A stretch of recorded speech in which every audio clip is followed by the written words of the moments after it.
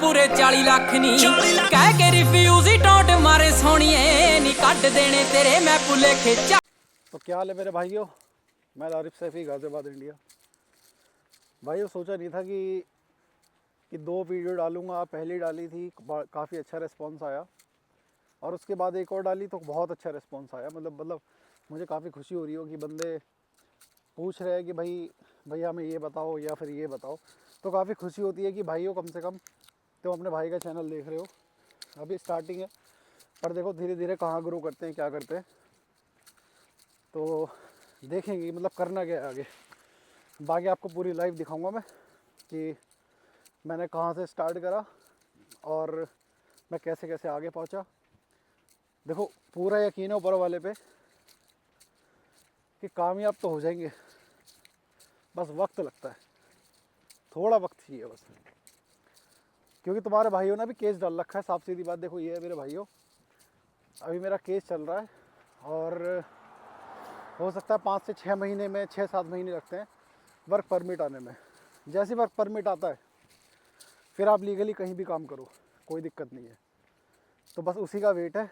तो अभी तो फ़िलहाल मजदूरी चल रही है, दिहाड़ियाँ चल रही है, जब तक लीगल नहीं होते यार। तो लीगल हो जाए एक बार तो आप कहीं भी काम कर सकते हो, कहीं भी जहाँ आपका मन करे। आपको टैक्सी चलानी है, बहुत से बंदे हमारे इंडियन देसी जो क्या करते हैं, एक गाड़ी ले लेते हैं कैडिलैक ब्लैक, कुछ कैडिलैक करके गाड़ी आती है, तो कुछ बंदे वो चलाते हैं। उसमें इनकम ज़्यादा है क्योंकि गाड़ी भी काफ़ी महंगी आती है। वो मेरे ख्याल से अपने इंडिया के हिसाब से 1.5 करोड़ की गाड़ी है वो। तो वो क्या करते हैं कि वो लेके एयरपोर्ट की जितनी भी वीआईपी सवारियाँ होती हैं वो उनको ड्रॉप पिकअप वाला सीन होता है उनका। तो काफ़ी अच्छी इनकम होती है उनकी, मतलब डेली आराम से, मतलब कम से कम मेरे हिसाब से लगभग 500, 600, 700 डॉलर, $1000 कहीं नहीं गए उनके। तो डेली के बना लेते हैं वो आराम से। बस क्यों क्या करना है कि बंदों को ड्रॉप करना है इधर से उधर, एयरपोर्ट से उठाया ड्रॉप करा, या कहीं से उठाया पैसेंजर को, उसको ड्रॉप कर दिया जीएफ के एयरपोर्ट पे या फिर कहीं भी एयरपोर्ट के आसपास। क्योंकि न्यूयॉर्क में फ़िलहाल जहाँ तक मुझे पता है यहाँ पर आई थिंक 2 या 3 एयरपोर्ट इंटरनेशनल, नहीं शायद 2 है। एक न्यू जर्सी में जहाँ मैं उतरा था न्यूयॉर्क में, और एक है JFK जो आपको सबको पता है, और एक है अपना डोमेस्टिक लागवार्डिया, वो पड़ता है एस्टोरिया साइड, एस्टोरिया बोलीवार्ड के आसपास क्वींस में। और बाकी जो JFK ये भी क्वींस में है, जमाइका में।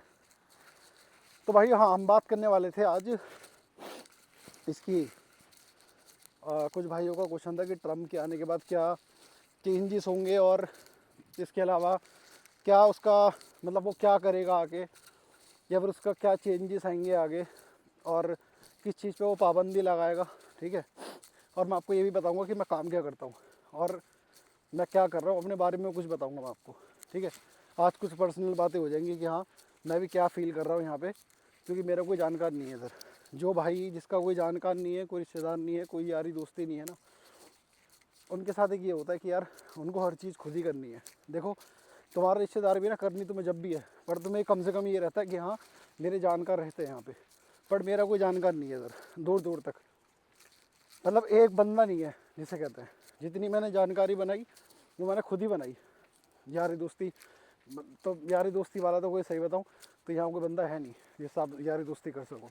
पर हाँ इतनी क्या है, बातचीत अच्छी है मेरी, मतलब मैं दुआ सलाम करता रहता हूँ सबसे कि भाई क्या हाल है, सब ठीक है। क्योंकि अपना नेचर भाई देखो ऐसा नहीं है कि किसी को देख के जलें या फिर ऐसा, अपना नेचर ऐसा नहीं है। अपना नेचर बिल्कुल चिल मूड। मैं देखो बैकग्राउंड से जहाँ से मैं आया हूँ इंडिया से, आप यकीन नहीं मानोगे कि मेरी इतनी अच्छी यारी दोस्ती थी ना कि मुझे एयरपोर्ट पे 4-5 गाड़ियाँ छोड़ना ही थी। आप खुद सोचे से अंदाज़ा लगा सकते हो कि मेरे कितने यार दोस्त होंगे उधर। और मैं यारी दोस्ती में ही पला बड़ा हूँ पूरा। ठीक है, यारी दोस्ती, माँ बाप का प्यार, माँ बाप से बहुत अटैचमेंट है मुझे, बहुत ज़्यादा। मतलब मेरे लिए प्रायोरिटी मेरी फैमिली है पहले, और शायद मैं उन्हीं की वजह से आज मैं यहाँ पर आया हूँ काम करने के लिए, ताकि मैं अच्छी इनकम करूँ, देन मैं उनके लिए कुछ अच्छा कर सकूँ। ठीक है, अपने लिए भी और उनके लिए भी। तो आज ये बात करते हैं ट्रम्प के आने के बाद क्या नुकसान है, क्या फ़ायदा है, क्या वो करेगा क्या नहीं। भाई स्टार्ट करते हैं कि ट्रम्प के आने के बाद क्या नुकसान है क्या फ़ायदा है। मैं आपको बताता हूँ। कुछ नुकसान नहीं है, मेरी जितने बंदों से बात हुई है, ठीक है, काफ़ी मैंने नॉलेज ली बंदों से, मैं लॉयर से भी मिल के आया था अपने कि भाई कोई परेशानी या कोई ऐसा तो नहीं है कि मतलब हम जैसों के लिए कोई दिक्कत हो। देखो मैं आपको बता दूँ क्लियर, सारी बात ये होती मेरे भाई कि अब जो बॉर्डर पे जो हमारे भाई, जो इतने भी बेचारे हमारे भाई आ रहे हैं वहाँ से, उनके लिए थोड़ी सख्ताई हो जाएगी। हो सकता है कि उनको एंटर ना करने दे, या हो सकता है कि उनका केस ना डलवाने दे, बहुत सारी चीज़ है। तो बॉर्डर पे सारी रेस्ट्रिक्शन लग जाएंगी अपनी, ठीक है। तो बंदे जो बेचारे आते थे इतना पैसा फूंक के, इतनी मेहनत से, मैं उन भाइयों को सैल्यूट करता हूँ भाई। यकीन नहीं मानोगे, डंकी मारना इज़ नॉट ईजी, ठीक है। डंकी मारने के लिए भाई जिगरा होना चाहिए तुम्हारे अंदर में, खून ऐसा होना चाहिए कि साला अमेरिका जाना ही जाना है, कुछ भी हो जाए। वो बंदे वो है, तुम खुद यकीन मानो कि वो 40-40, 50-50 लगा के आ रहे हैं, ठीक है। 40-50 लाख रुपए बहुत मायने रखता है इंडिया के हिसाब से ना। वो बंदे वो पैसे लगा के आ रहे हैं और यहाँ के मेहनत कर रहे हैं। और मेहनत ऐसी नहीं कि अब बंदा सोचता है कि यार वहाँ जाके ना कि जैसे मर्जी मेहनत कर लूँगा मैं, कुछ भी हो जाए। भाई जब करते हैं ना, उनसे पूछो आप कि मेहनत होती क्या है असली। जब आप मेहनत पूरी कर रहे हो लेकिन सामने जो बॉस है वो अप्रिशिएट ही नहीं कर रहा आपको, वो जब भी क्या बोलेगा, अरे यार ऐसे नहीं, ऐसे करना है, आपने ये काम अधूरा कैसे छोड़ दिया। आप कितनी मेहनत कर लो भाई, यहाँ पे कभी सेटिस्फेक्शन आप दे ही नहीं सकते बॉस को कि हाँ भाई आपने काम से आपने सेटिस्फाई कर रखा है। वो बॉस ही क्या मेरे भाई जो आपकी तारीफ़ कर दे, बॉस कभी किसी की तारीफ़ नहीं करता, ठीक है। तो डंकी वालों के लिए थोड़ी परेशानी हो सकती है, वो मतलब दिमाग से निकाल दो कि मतलब डंकी लग पाएगी, बहुत मुश्किल है, ठीक है। क्योंकि बॉर्डर पे इतना वो कर दिया ना उसने, इतनी रेस्ट्रिक्शंस लगा देगी, वो लगा दिए हैं और वो लगाएगा भी आगे। उसने पता नहीं एक ऑफिसर को सारा अपना केस सौंप दिया है कि भाई तू ही संभालेगा सारा, कोई इलीगल एंट्री नहीं होनी चाहिए। मैं नहीं चाहता कोई इलीगल एंट्री करे, ठीक है। और वो अभी लागू नहीं होगा, वो होगा जब ये अपनी सीट पे बैठेगा प्रेसिडेंट की। क्योंकि अभी ये बैठा नहीं है, बैठेगा जनवरी 20 तारीख को, आई थिंक 20 या 21 को ये बोलेगा ओथ कि भाई मैं बेसिकली कि प्रेसिडेंट की सीट के लिए। तो हो सकता है कि उसके बाद ये सारा काम स्टार्ट कर देगा, ठीक है। अब क्वेश्चन ये आता है कि भाई जो बंदे वहाँ रह रहे हैं इलीगली, उनको परेशानी होगी या नहीं होगी। तो भाई उसमें सीन ऐसा होता है, जो बंदे ऑलरेडी इलीगली रह रहे हैं, तो मैंने बंदों से पूछा कि भाई जो इलीगल रह रहे हैं काफ़ी टाइम से, उनको काफ़ी टाइम हो गया, तो बंदे कहते कि नहीं शायद उनको इतनी परेशानी नहीं होगी। क्योंकि पहले भी जब ये आया था, जब इसने ये बोला था कि मैं इलीगल को सबको निकाल दूंगा ऐसा कुछ, पर ऐसा कुछ नहीं है, ठीक है।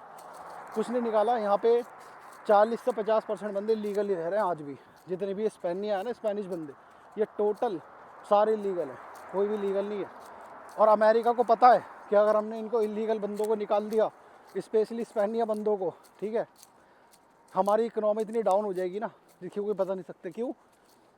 स्पेनिया बंदे जो होते हैं मेरे भाइयों, ये इतनी मेहनत करते हैं, इनको तुम 10-11 डॉलर दे दो घंटे के हिसाब से ना, ये खुश होके कुछ भी काम करेंगे। आप कहो गटर में कूदना है, ये साले वहाँ भी कूद जाएंगे। मतलब ये काम से नहीं डरते इनको बस, और जितना मर्जी पैसा दे दो चुपचाप कर देंगे, कभी कोई चूनी कोई छपाट नहीं।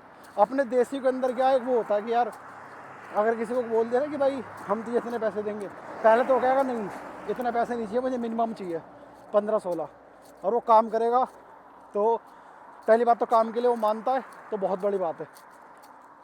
दूसरी बात करेगा तो उसके 10 नखरे होंगे कि भाई ठीक है मैं तो ऐसा करूँगा, मैं ये करूँगा। स्पेनिया क्या होता है, ये साले कुछ भी काम करते हैं, उनसे कुछ भी करा लो, कितने भी पैसे दे दो, ये राजी रहते हैं और काम बहुत जल्दी करते हैं। तो अमेरिका को पता है कि जिस दिन हमने स्पेनियों को निकाल दिया या इंडियंस को, देसियों को निकाल दिया ना, तो अपनी इकनॉमी डाउन हो जाएगी, सारा काम रुक जाएगा। क्योंकि जितने भी लेबर के काम हैं ये सारे स्पेनिया ज़्यादा करते हैं, देसियों से भी ज़्यादा, ठीक है। सबसे ज़्यादा स्पेनिया आपको मिलेंगे इस लाइन में, सारे लेबर में, सारा लेबर का काम करता है टोटल, ठीक है। तो परेशानी है कि भाई डंकी वालों के लिए। बात रही वीज़ा की, जो बंदे टूरिस्ट वीज़ा पे आना चाहते हैं, भाई अगर तुम्हारी प्रोफाइल स्ट्रॉन्ग है ना, तो कोई नहीं रोक सकता। बाकी तुम्हारी किस्मत है कि बेसिकली कि तुम्हारी प्रोफाइल क्या है। जैसे मैंने पहले वीडियो में बताया था कि आप टूरिस्ट वीज़ा लगवा के आ सकते हो, जो भाई जॉब करता है या फिर जिसकी प्रोफाइल अच्छी है, जिसका बिज़नेस है अच्छा, जो वो शो कर सकता है कि हाँ भाई इतनी इनकम मेरी आती है। और देखो टूरिस्ट वीज़ा लगता है किस्मत से, सारी बात ये है, आप कैसी कहानी दिखा रहे हो उसके सामने, कैसी कहानी बना रहे हो, तो सारी बात ये होती है। और जब अगर टूरिस्ट वीज़ा पे कोई आता है और वो कहता है, वो चाहता है कि मैं नहीं जाना चाहता वापसी, ठीक है, तो टूरिस्ट वीज़ा के लिए क्या होता है, आप असाइलम डालो, 5 महीने बाद आप एलिजिबल हो जाते हो असाइलम डालने के लिए। जैसे आपने असाइलम केस फाइल करा, उसके बाद आप वर्क परमिट आपको मिल जाएगा 5 से 6 महीने में। हाँ, एक बात और मैं आपको बताना चाहता हूँ कि जब तक ये ट्रम्प नहीं था ना, जैसे अभी फ़िलहाल जो बंदे केस डाल रहे थे, तो 5 महीने में अप्रूव या 6 महीने में ना वो वर्क परमिट मिल रहा था, मतलब वर्क परमिट का अप्रूवल आ रहा था, तो 6-7 महीने में मिल जाता था वो, मतलब कि अपना, और वो मिलता था पूरे 5 साल का वर्क परमिट। ट्रम्प के आने के बाद क्या होगा मैं आपको बताता हूँ, क्योंकि उसने लास्ट टाइम यही करा था। हो सकता है कि ये दोबारा वही चीज़ करे कि ये 1 साल लेता था पूरा वर्क परमिट देने के लिए। पहले असाइलम जो केस फाइल करता है उसको 1 साल का टाइम लगता था वर्क परमिट लेने के लिए, ठीक है, और वो भी खाली 2 साल के लिए मिलता था, ये 2 साल के बाद रिन्यू करा सकते हो आप। तो ये चेंजेस आ सकते हैं थोड़े बहुत, है ना। बॉर्डर की मैंने आपको बताई थी कि बॉर्डर की थोड़ी आएगी, कि बॉर्डर के मतलब थोड़ी परेशानी आ सकती है, और वो आएगी यार, मतलब ये चाहता ही नहीं है कि मैं इलीगल को यहाँ रखूँ या ऐसा कुछ, इसको अंडर एंट्री करने नहीं देना, ठीक है। तो कुछ ये चेंजेस आएंगे। इसके अलावा यार किसी ने कुछ बताई नहीं मुझे, मैंने पूछी भी तो उन्होंने बताया कि इतना कुछ नहीं है, वो पहले भी आ चुका है और पहले भी ये सब चीज़ बोलता है, पर ऐसा कुछ नहीं है। पर हाँ, बॉर्डर वालों के लिए थोड़ी परेशानी होती है, रेड सेट, ठीक है। अब बात करते हैं भाइयों मेरे बारे में कि आप, जैसे मैं आपको बता रहा था कि मैं क्या काम करता हूँ, मैं कैसा आया, मुझे कितना टाइम हो गया और मैं क्या कर रहा हूँ अभी। सबसे बड़ी बात जो बंदे पूछते हैं भाइयों, टू बी वेरी ऑनेस्ट, मैं देखो झूठ नहीं बोलता आपसे, आप मेरी पूरी फैमिली हो, जितने मेरे भाई हैं मेरी वीडियो देखते हैं, उनको भाई मैं ये नहीं दिखाना चाहता, मैं बिल्कुल भाई रियल बंदा हूँ। आप मुझसे जो पूछोगे बिल्कुल रियल आंसर दूंगा, ठीक है। मुझे कोई शर्म नहीं है या मुझे कोई वो नहीं है कि भाई मैं क्या काम कर रहा हूँ या फिर मैं कैसे आया हूँ, क्या कितने मेरे पैसे खर्च हुए। मैं बिल्कुल भाई जो बोलूँगा सच बोलता हूँ, मुझे कोई मतलब नहीं है कि भाई दुनिया क्या सोच रही क्या नहीं, मुझे मतलब नहीं है, ठीक है। मुझे इतना पता है कि मेरा कोई यहाँ यार दोस्त नहीं है, तो इसलिए मैं वीडियो डालता हूँ ताकि मुझे आप जैसे भाइयों से मेरी बात हो, मेरी बात कोई सुने, मुझे इतना ही चाहिए बस। ना मैं यहाँ किसी को यार दोस्त बनाता, जबकि मेरा नेचर ऐसा है कि आप मेरे से बोलोगे ना कुछ भी तो मैं इतना खुश हो के आपका आंसर दूंगा, और इतना खुश मिजाज बंदा हूँ ना भाई, बिल्कुल दिल खोल के मिलता हूँ। मतलब अपने अंदर ऐसी कोई नहीं है कि सामने वाला मिल रहा है तो मैं उसको नाक मुँह छुड़ाऊँ या फिर ऐसा कुछ, अपना कोई ऐसा नेचर नहीं है भाई, बिल्कुल खुला नेचर है। दिल्ली के लौंडे हैं भाई, आपको पता ही है, घर मेरा गाज़ियाबाद में, पर भाई दिल्ली के लड़के हैं, क्योंकि पढ़ाई वढ़ाई सब वहीं से करी है, दिल बिल्कुल खुला है अपना, ठीक है। अब बात आती है मैं क्या करता हूँ भाई। अपना सीन ऐसा है कि मैं आया था स्टूडेंट वीज़ा पे, जो भाई कह रहे हैं कि, जो भाई सोच रहे होंगे कि यार ये स्टूडेंट वीज़ा पर आया तो उन्हें केस कैसे डाल दिया, उसका सीन ऐसा हुआ भाई। मैं आया था स्टूडेंट वीज़ा पे, तो उसके लिए मैंने कुछ जुगाड़ पानी करा था कि मतलब फीस मैंने 1 सेमेस्टर 2 सेमेस्टर की भरी थी। मैं आया था स्टूडेंट पे, तो उसके बाद मुझे पता लगता है कि अगर आपकी पढ़ाई भी पूरी हो जाती है ना, तो आपको जब भी वर्क परमिट नहीं मिलता, ठीक है। और मुझे कमाने थे पैसे, साफ सीधी बात भाई, देखो हर कोई पैसा कमाना आता है, तो मुझे भी पैसे कमाने थे, मुझे अपनी लाइफ जल्दी सेटल करनी थी कि ऑलरेडी मेरे पे इतना प्रेशर था फैमिली का, तो वो भी थोड़ा देखना पड़ता है भाइयों। तो इसलिए अगर मैं जैसे ये कर रहा था, अगर मैं पढ़ाई करता रहता ना, तो 2 साल तो मेरे वो वेस्ट होते, ठीक है। और पढ़ाई में मेरा मन भी नहीं था यार कि मैं पढ़ाई करूँ, मेरी कोई मतलब मुझे अब इंटरेस्ट नहीं है पढ़ाई में, जितनी करनी थी कर ली मैंने ग्रेजुएशन करी, प्लस स्पेनिश का कोर्स करा था इंडिया दिल्ली से। और तो मेरा अब यहाँ प्लस पॉइंट ये है कि मुझे स्पेनिश आती है, तो मैं सेकंड लैंग्वेज यहाँ की स्पेनिश बोलता हूँ, तो मेरे लिए प्लस पॉइंट ये है कि मुझे जॉब ईज़िली मिल जाती है और ईज़िली बंदे पकड़ लेते हैं, तो ये एक प्लस पॉइंट है भाई। अगर मेरा भाई भी कोई आना चाहता है ना जैसे अमेरिका, तो भाई मैं भी यही बोलूँगा, अगर आप स्पेनिश सीख लो ना तो आपके लिए बहुत प्लस पॉइंट मिलेगा आपको यहाँ आने के बाद, ठीक है। तो मैं क्या करता हूँ भाई, जब मैं आया था स्टूडेंट पे, तो मुझे जब पता लगा कि ऐसा ऐसा सीन होता है, वर्क परमिट नहीं मिलता आपको, वर्क परमिट के लिए कंपनी स्पॉन्सर करती है जब ही आपका वर्क परमिट होता है, ठीक है। तो मैंने क्या करा, मैंने कॉलेज ड्रॉप कर दिया 2-3 महीने के बाद। मैंने कहा मुझे जाना ही नहीं, मैंने पढ़ाई वढ़ाई छोड़ दी, मैंने फीस वीस भरनी बंद कर दी। अब मेरा स्टेटस हो गया फॉर एग्ज़ाम्पल कि मैं इलीगल हो गया यहाँ पे, क्योंकि कॉलेज वालों ने मेरा रिमूव कर दिया था, ठीक है। तो मैंने क्या करा, असाइलम केस फाइल करा अभी कुछ टाइम पहले। मैंने कहा कोई दिक्कत नहीं है, फ़िलहाल वर्क परमिट चाहिए मुझे ताकि मैं एक अच्छी जगह काम कर सकूँ, उसके बाद सोचूंगा क्या करना है, ठीक है। तो मैंने फ़िलहाल अपना असाइलम केस डाल रखा है, हो सकता है कि 5-6 महीने मेरा ऊपर वाला दिलवा दे वर्क परमिट। और जैसे ही आ जाता है उसके बाद असली लाइफ में जब दिखाऊंगा आपको अमेरिका की होती क्या है, क्योंकि अपना आप पे पूरा भरोसा है भाई मुझे। तो भाई जब मैं आया था तो जैसा कि मैंने आपको बताया था कि 2 महीने तक तो मुझे जॉब नहीं मिली थी, और मैं गैस स्टेशन पे भी लगा था, बट उन्होंने 3-4 दिन मेरे से काम कराया और बोल दिया कि यार हमारे पास में जॉब नहीं है अभी, तो आप कहीं और देख लो फ़िलहाल। इस चीज़ की बड़ी दिक्कत है हमारे देशियों के साथ ना। आप कभी भी भाई अमेरिका आते हो या फिर कहीं भी आप जाते हो, मेक श्योर, पता है दिक्कत क्या आती है, सामने वाला आपको बोलेगा कि आप कल से आ जाओ, और आपको ना 1 हफ्ते की या 3 दिन की 4 दिन की आपको ट्रेनिंग देंगे या फिर आपको पक्का कर देंगे, मतलब जॉब पे आपको रख लेंगे, ठीक है। ये बंदे क्या करते हैं, आपको 1 हफ्ते तक काम कराएंगे कुत्ते की तरह, ये कर वो कर, सफाई कर, ये कर वो कर, पूरा काम कराएंगे, ठीक है। 1 हफ्ते बाद आपको बोल देंगे यार वो ना आपकी जॉब अभी है नहीं क्योंकि हमारे पास सीट खाली नहीं है। तो ऐसे ही सोचो, अगर वो 10 बंदों के साथ कर रहे हैं तो वो तो फ्री में काम करा रहे हैं फिर। तो इस चीज़ से भाई बच के रहना, ये बड़ी दिक्कत है इधर। अच्छा आदमी मिलना बहुत बड़ी बात है, मतलब आप बहुत खुशकिस्मत हो अगर आपको कोई अच्छा आदमी मिल जाता है इधर, वरना सब यही कर रहे हैं यहाँ पे। कोई नहीं यार, ऊपर वाला तो देख रहा है ना, एक न एक दिन सब निकालेगा, कोई दिक्कत नहीं है। आप लेकिन वहाँ लड़ नहीं सकते, कुछ नहीं कर सकते आप केस में, कुछ भी नहीं कर सकते। आपके आप इसने पैसे नहीं दिए या इसने ऐसा नहीं करा, you can not do anything man, कुछ भी नहीं कर सकते आप, ठीक है, क्योंकि आप खुद इल्लीगल हो। वो बंदा पेपर है, उसके पास सब चीज़ है, तो आप कुछ भी नहीं कर सकते। तो सबसे बड़ी बात ये है मेरे भाइयों, तो इस चीज़ से थोड़ा बच के रहना। बाकी मैं अपनी बताता हूँ आपको कि मैं क्या करता हूँ क्या नहीं।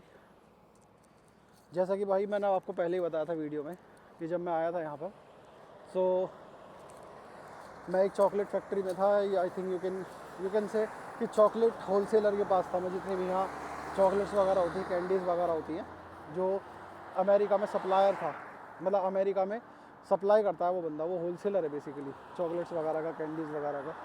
तो उसके पास मैं मार्केटिंग का काम करता था। मेरा काम होता था मार्केटिंग करना, मार्केटिंग इन द सेंस कि कस्टमर बनाना नए नए, ठीक है। मेरा काम होता था उनके पास जाना, उनको अपने कंपनी के बारे में बताना, उनको प्राइस दिखाने, तो ताकि वो हमसे ख़रीदे, ठीक है। तो मेरी वहाँ सैलरी होती थी दिन के, आई थिंक उस टाइम मुझे $100 देता था वो, $100, हाँ राइट। तो वो $100 देता था पूरे दिन के, घंटे का कोई हिसाब नहीं था। बेसिकली वो मेरा पागल बना रहा था कि भाई $100 में पूरे दिन काम करना है, ठीक है। मैं बंदे का नाम नहीं लूँगा, वो बंदा दिल का बहुत बढ़िया है, लेकिन मुंह का थोड़ा गंदा था, इस वजह से मैं वहाँ टिक नहीं पाया। मैंने फिर वहाँ से छोड़ दिया कि भाई मुझे करनी नहीं है। देन मुझे कोई दूसरी अपॉर्चुनिटी मिली कि सेम काम था, मतलब सेम इन द सेंस कि मतलब मार्केटिंग थी, बट प्रोडक्ट चेंज था। जो जिस बंदे के पास मैं अभी कर रहा हूँ, बेसिकली वो बंदे जो प्रोडक्ट है हमारा वो है बेसिकली ये जितनी भी अपनी डिस्पोजेबल जितनी भी आइटम होती है ना, for example disposal in the sense जैसे प्लेट या फिर सारी ये प्लेट और ये स्पून्स, ग्लासेस, जितने भी डिस्पोजेबल आइटम होते हैं, इंडिया में अपना डिस्पोजल कहते हैं उसको, टोटल बगास का आइटम और प्लास्टिक का एवरीथिंग। तो इसके होलसेलर हैं हम यहाँ पर। तो मेरा यहाँ भी यही काम होता है मार्केटिंग का, मार्केटिंग रिलेटेड। मुझे रेस्टोरेंट में जाके बात करनी है, डेली स्टोर होते हैं यहाँ पे, जहाँ पे ये डेली का सारा, मतलब डेली स्टोर के नाम से काफ़ी स्टोर्स होते हैं, तो वहाँ मुझे जाकर अपनी सेल करनी होती है। सेल इन द सेंस खाली ऑर्डर लेने, और कंपनी डिलीवर करा देती है अपने आप। तो यहाँ मुझे एक प्लस पॉइंट ये मिलता है कि मुझे यहाँ आर्ली बेसिस पे पैसे मिलते हैं, प्लस जितना बिल बनता है उसका 5% कमीशन। तो अभी फ़िलहाल मैं ये कर रहा हूँ, ठीक है। फिर मतलब काम बहुत ज़्यादा है, सुनने में आसान लग रहा होगा कि भाई ये है वो है, लेकिन कस्टमर बनाना इतना आसान नहीं है, बहुत मुश्किल होता है। उसको जहाँ से वो करंटली ख़रीद रहा है उसको बताना कि भाई इससे मत खरीद, हमसे खरीद। तो आप कैसे उसको मतलब कैसे आप उसको ऐसा कर सकते हो कि वो हमसे खरीदे, राइट। मतलब आपको उसको सेटिस्फाई करना है पूरा कि भाई हमारे रेट वेट सब जेन्युइन है और ये हमारा प्राइजेस है, हमारा मटेरियल देख ले, हमारी क्वालिटी देख ले। एक सैम्पल बॉक्स में लेके जाता हूँ, उसको दिखा देता हूँ कि भाई ये देख लो आप, ये सैम्पल है हमारा पूरा। तो बेसिकली स्टार्टिंग में थोड़ा मुश्किल होता है, एक बार तुम्हारे क्लाइंट बन गए और फिर वो रेगुलर आपसे सामान खरीदेंगे तो आपको फिर टेंशन नहीं है, फिर आपको पता है डायरेक्ट जाना है, ऑर्डर लेना है और अपना आ जाना है, ठीक है। प्लस मैं गो डाउन का सारा काम करता हूँ, बिल वगैरह, परचेजिंग वगैरह सारी A to Z। मतलब यहाँ पे पता क्या होता है, इंडिया में क्या होता है कि अगर 2 या 3 काम है ना तो वो 2 या 3 बंदे करेंगे अलग अलग, क्योंकि लेबर सस्ती है। यहाँ पे क्या है, 3-4 काम है ना तो एक ही बंदा करेगा, क्योंकि लेबर महंगी है। यहाँ पे एक बंदा मल्टी काम करता है, मल्टी टास्किंग। तो ये डिफरेंट है, मतलब ये डिफरेंस है अमेरिका और इंडिया में ना, कि यहाँ पे ये लेबर महंगी है तो यहाँ पे एक बंदा 10 काम करता है। इंडिया में 10 काम है तो 10 बंदे करेंगे, यहाँ ऐसा नहीं है। तो यहाँ पे आपको सारे काम करने होते हैं। अगर आप किसी भी जगह लगते हो ना, आप सोचते हो कि मुझे खाली एक ही काम करना है, यहाँ एक काम कोई नहीं करता भाई, यहाँ पे एक बंदा 10 काम करता है, ठीक है। आप खुद सर पकड़ लोगे कि यार मैं कहाँ फंस गया आगे। तो ये थोड़ी है, मतलब यहाँ बस खाली सब्र पियो भाई, सब्र करो, कोई क्या बोल रहा है इग्नोर करो, ठीक है। सब्र करके काम करते रहो चुपचाप और अपना वर्क परमिट का इंतज़ार करो बस, ठीक है। तो ये मेरा काम है मेरे भाइयों, मैंने आपको जैसा बताया कि भाई सारा अपना ये काम है, यही मैं कर रहा हूँ अभी भी, ठीक है। वर्क परमिट आता है देन फिर अच्छी जगह कहीं देखते हैं भाई कि क्या करना है क्या नहीं करना, फिर तो मैं कहीं भी कुछ भी काम कर सकता हूँ। और फिर एक ना एक रेपुटेशन हो जाती है, मतलब यार वर्क परमिट है इसके पास, पेपर है इसके पास, ये कुछ भी कर सकता है। तो उसके बाद दिक्कत नहीं आती जॉब की। जॉब की दिक्कत जब आती है जब आपके पास लीगल ऑथराइजेशन नहीं है काम करने का अमेरिका में। जब तक थोड़े आपको नखरे उठाने पड़ेंगे सबके, कोई क्या बोल रहा है इग्नोर करो। देखो यार बंदा रुक गया पहले ही, क्योंकि मैं पैदल आ रहा हूँ गाड़ी से। और हमारे इंडिया में क्या होता है, गाड़ी वाला पहले निकलेगा, पैदल वाला बाद में। और यहाँ ऐसा सीन है, दूर से गाड़ी रुक जाएगी अगर आप पैदल जा रहे हो तो, कि भाई आप जाओ पहले। तो ये होता है यार बेसिकली, मतलब भाइयों। लेकिन घर की बड़ी याद आती है। अकेला हो यार, कोई नहीं है, ना यार है ना दोस्त है, कोई नहीं है। जो करना है खुद ही करना है, सब चीज़ खुद ही करनी है। माँ की तो बहुत याद आती है और बाप की भी बहुत याद आती है, क्योंकि यार मेरी लाइफ बहुत अच्छी थी इंडिया में। मैं लिटरली बहुत अच्छी लाइफ जी कर आया हूँ। ये तो पता नहीं किस्मत थी जो मुझे यहाँ ले आई, और कुछ मेरा सपना था कि नहीं यार अमेरिका जाना है, पर मुझे पता नहीं था कि इतनी मेहनत होगी। इतनी मैं सोच के भी नहीं आया था। मैं सोच के आया था इतनी, तो मेहनतें इतनी भर के। वो ये ना कि कोई मेरा पहले बंदा होता जानकार तो शायद थोड़ी नॉलेज मिल जाती, पर अब मैं अगर आ गया तो अब मैं कुछ करके दिखाऊंगा भाई, वापस मुड़ के नहीं जाना। ये तो ठान रखी है अपनी कि वापस मुड़ के जाना ही नहीं है, जो करना भी यही करना है। लाइफ सेटल करनी है, सब चीज़ सेटल करनी है अच्छी, बड़ा मुड़ के नहीं जाना वापसी। और माँ बाप को सब हिलाना, सारी उन्हें वो ज़िंदगी दिखानी है जो कभी उन्होंने सोची नहीं थी। तो बड़ी याद आती है भाई घर वालों की, दोस्तों की याद बड़ी आती है। दोस्त बहुत अच्छे बनाए भाई इंडिया में, एक नंबर यारी दोस्ती, एक नंबर ज़िंदगी, जब मर्जी निकल जाते थे। रात में जाना रात में निकल गए। गाड़ी भाई ले ली थी मैंने 21 साल की उम्र में, पहली गाड़ी ली थी मैंने खुद अपने पैसों की, पापा को गिफ्ट करी थी। मैं 21 साल का था जब मैंने स्टार्ट करी थी, मतलब काम करना मैंने 19 साल की उम्र में स्टार्ट किया था। मैं स्टार्टिंग में मैंने मतलब जब मैं 12th पास आउट हुआ उसके बाद मैंने 19 साल की उम्र में, मेरा फर्स्ट ईयर था ग्रेजुएशन का, और मैंने स्पेनिश लैंग्वेज सीख ली थी उस टाइम। 12th के तुरंत बाद स्टार्ट कर दी थी, तो 1 साल में मैं इतनी सीख गया था कि मेरी जॉब वॉब लग जाए, ठीक है। स्पेनिश के बेस पे मेरी जॉब लगी। और जॉब काफ़ी अच्छी लगी। 40-50 हज़ार मिलते थे भाई, मज़ा आ गया। 19 साल का लौंडा, 40-50 हज़ार भाई, घर वाले पागल, घर वाले खुश भाई, तो उसके तो मज़ा आ गए। तो बहन की शादी वादी करवाई पहले, थोड़ी रिस्पॉन्सिबिलिटीज़ थी, पहले वो कवर कराई। फिर एक शौक़ था कि गाड़ी लेनी है, 21 साल की उम्र में गाड़ी ली, बलिनो। आज घर पे ऐसी खड़ी है, आज घर पे ऐसी खड़ी है। छोटा भाई है वो चला रहा है अभी, ठीक है। गाड़ी ली, उसके बाद फिर कंपनी चेंज करी। उसके बाद मेरी सैलरी हो गई ज़्यादा, 60-70 हज़ार मिलने लगे। अच्छी कंपनी थी, विप्रो, आपने सुना भी होगा। तो वहाँ काम करा 2-2.5 साल, अच्छी सैलरी ली। फिर वहाँ से बुलेट गिफ्ट करी पापा को। लो पापा, पापा का सपना था, मैंने लो पापा बुलेट लो आप। छोटा भाई है, उसने कहा आईफोन चाहिए, ले भाई। उसने कहा स्कूटी चाहिए, ले भाई। तो काफ़ी अच्छी ज़िंदगी जी, मतलब कोई शौक़ नहीं रुका। कपड़े ऐसे पहनता था भाई, बंदे कहते थे पता नहीं कितनी सैलरी इसकी, 1-1.5 लाख होगी, पता नहीं कितनी होगी। शौक़ बड़े शाही थे भाई। लेकिन यहाँ के एक एक कपड़े 3-3 दिन पहनना हूँ ताकि पैसे खर्च ना हो, धोने ना पड़े। और वहाँ दिन में 3 बार कपड़े चेंज करता था। तो बड़ी यार याद आती है, पुराने दिन बड़े याद आते हैं कि ऐसी ज़िंदगी जी कर आया हूँ।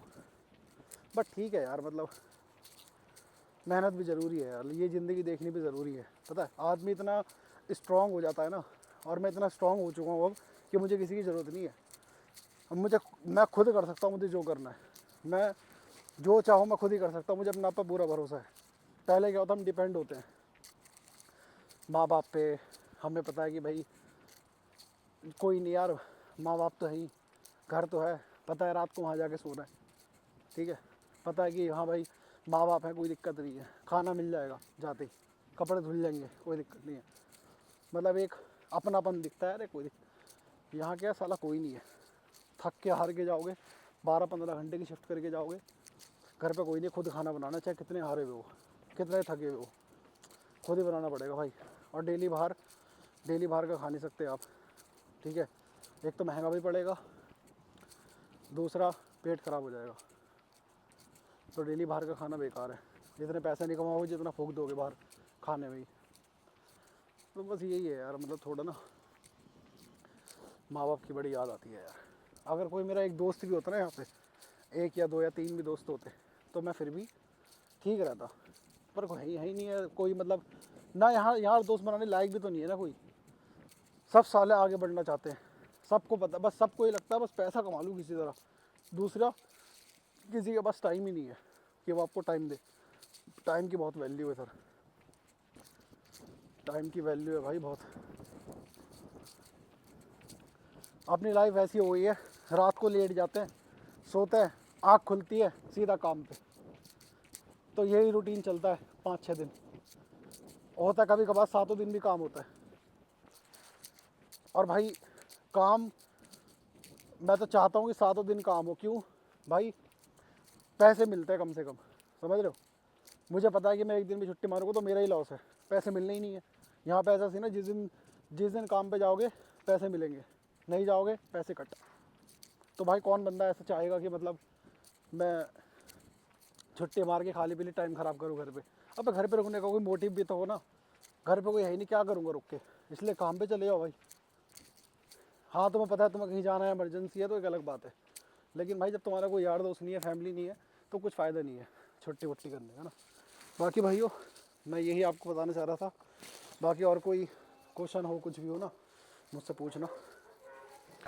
बाकी बात करते रहेंगे। कैसा लग रहा है तुम्हारा भाई? अच्छा खासा नहा धो के आया था, पता नहीं क्या हो गया।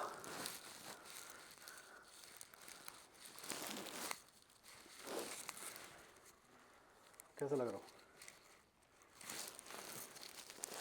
कान वान छिदवा लिया तुम्हारे भाई ने आके।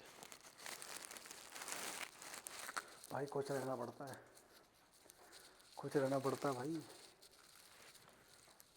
अंदर खासे हमें पता है हम क्या है क्या नहीं है, पर खुश रहना पड़ता है भाई, जब भी काम बनता है ऐसे नहीं। ठीक है, चलो ध्यान रखो मेरे भाइयों। बाकी प्यार दिखाओ अपना यार, अपनी लाइफ दिखा रहा हूँ तुम्हें पूरी, सारी रियलिटी, सब चीज़, किसी का कोई शर्म नहीं, कुछ नहीं, जो है सब दिखा दूँगा, कोई दिक्कत नहीं है भाई, मुझे किसी चीज़ से कोई दिक्कत नहीं है। मैं चाहता हूँ कि मेरे जितने भी भाई हैं जो जिनका सपना है आना, वो भी आगे बढ़े, क्योंकि यहाँ कोई नहीं चाहता कोई किसी से आगे बढ़े, भी अपना दिल ऐसा नहीं है भाई। देखो ये है अपना गोडाउन, अगर दिखे तो तुम्हें, तो ये है ऑफिस वॉफिस सब मैं ही खोलता हूँ, ज़्यादातर मैं ही संभालता हूँ सारा काम, यहाँ कोई होता नहीं है। चलो मुझे बताना भाई, और कुछ भी पूछना हो ना, बाकी बात शात करते रहा करो यार।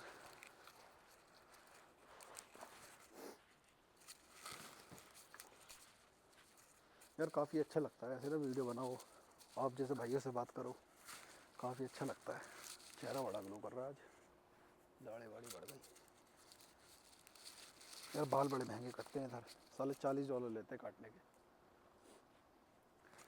लगभग 3200 हो गए इंडिया के हिसाब से, 3500 3,500 भैंस की टांग।